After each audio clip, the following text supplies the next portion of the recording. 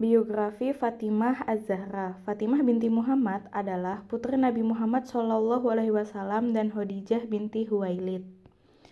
Ulama berbeda pendapat tentang tahun kelahirannya. Ada yang menyebut sebelum kenabian atau saat Nabi berusia 41 tahun. Ia dijuluki sebagai Ummu Aminah dan dikenal sebagai wanita yang cantik, cerdas, sabar, taat, dan mandiri. Di masa dakwah Mekah, Fatimah setia mendukung ayahnya meski menghadapi penentangan kaum Quraisy. Ia menjadi penyejuk hati Nabi dan tumbuh sebagai pribadi kuat dan tegar. Selanjutnya adalah keutamaan Fatimah Az-Zahra. Yang pertama, Rasulullah SAW bersabda, "Fatimah adalah sebagian daripadaku. Barang siapa ragu terhadapnya, berarti ragu terhadapku, dan membohonginya adalah membohongiku." Hadis riwayat Bukhari. Hadis ini menunjukkan betapa besar cinta dan kedekatan Rasulullah SAW kepada putrinya, yaitu Fatimah Az-Zahra. Rasulullah tidak hanya mencintainya sebagai seorang ayah, tetapi juga menjadikan Fatimah sebagai bagian dari dirinya. Artinya, menyakiti atau meragukan Fatimah sama dengan menyakiti dan meragukan Rasulullah sendiri. Ini menunjukkan derajat mulia Fatimah dan betapa ia sangat dijaga dan dimuliakan dalam Islam. Yang kedua, Rasulullah SAW bersabda kepada Fatimah, "Tidakkah engkau senang jika engkau menjadi penghulu bagi wanita seluruh alam?" Hadis riwayat Bukhari. Hadis ini menggambarkan kedudukan agung Fatimah sebagai sayyidah atau pemimpin para wanita seluruh dunia. Kedudukan ini bukan hanya sebagai putri Nabi, tetapi juga karena kualitas, ketakwaan, dan keteladanan akhlaknya yang luar biasa. Ia menjadi panutan bagi wanita muslimah sepanjang zaman dalam kesabaran, ketaatan, serta kesederhanaannya.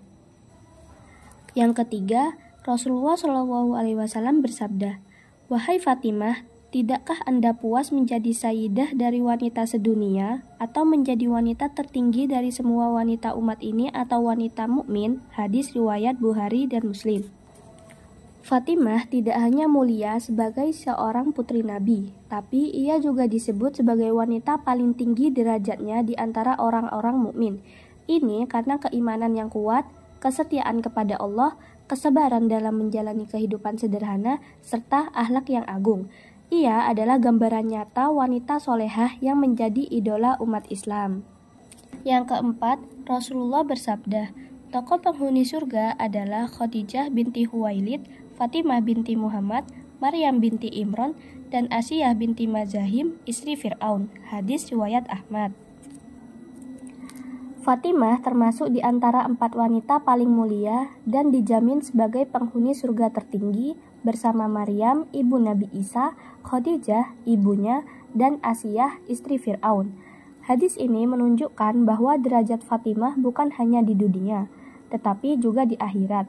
Ia mendapatkan tempat mulia karena keimanannya yang kukuh dan perjuangannya dalam mendukung dakwah ayahandanya, Rasulullah SAW. Selanjutnya, keteladanan Fatimah Az-Zahra.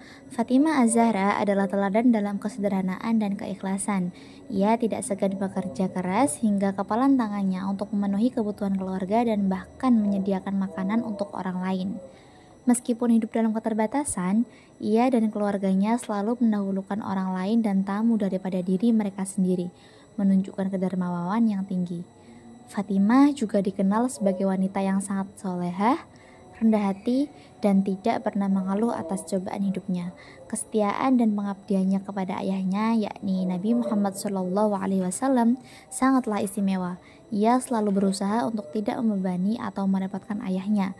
Fatimah juga menunjukkan keberanian dan kesabaran dalam menghadapi berbagai kesulitan. Keistimewaan Fatimah. Fatimah Az-Zahra, putri Nabi Muhammad, memiliki banyak julukan mulia seperti Az-Zuhra yang artinya cemerlang, Batul yang artinya perawan, At-Thahirah yang artinya suci, Ummu Al-Aimah yang artinya ibu para imam, dan Sayyidah Nisa Al-Alamin yang artinya penghulu wanita sejagat. Ia menikah dengan Ali bin Abi Thalib di usia sekitar 15 tahun dan dikaruniai anak-anak yang bernama Hasan, Husain, Muhasin yang wafat pada masa kecil, Zainab, Ummu Kulsum, dan menurut sebagian riwayat, Ruqayyah. Fatimah sangat dihormati dalam Islam karena kedekatannya dengan Nabi dan sebagai sumber keturunan beliau. Ia wafat pada 3 Ramadan 11 Hijriah sekitar usia 28 tahun setelah sakit selama 40 hari. Sebelum meninggal, hanya Ali yang diizinkan merawatnya.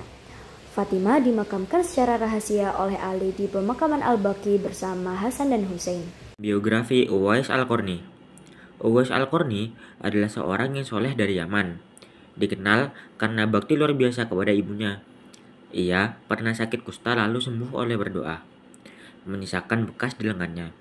Nabi Muhammad SAW memujinya sebagai pemimpin tabi'in dan menyuruh Umar bin Khattab meminta doa ampunannya. Ketika menjadi khalifah, Umar mencarinya dan menemukan Uwais yang hidup miskin. Setelah memastikan identitasnya, Umar memeluknya dan meminta doa. Uwais pun mengabulkan permintaan Umar, tetapi menolak bantuannya, memilih hidup sederhana dan tidak ingin dikenal. Keteladanan Uwais Al-Qarni. Uwais Al-Qarni adalah sosok pribadi yang sangat sederhana. Hidupnya tidak bergelimang dengan harta.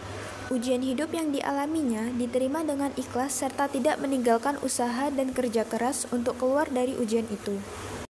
Uwais Al-Qarni juga figur yang sangat hormat dan taat kepada ibunya. Sebagian hidupnya digunakan untuk merawat dan mendampingi ibu yang sangat disayangi. Walaupun ia mendapat perhatian besar penguasa waktu itu, yakni Umar bin Khattab, Uwais Al-Qarni tidak memanfaatkan fasilitas dan kesempatan tersebut untuk bersenang-senang. Justru, Uwais Al-Qarni ingin diperlakukan sama dengan rakyat yang lain.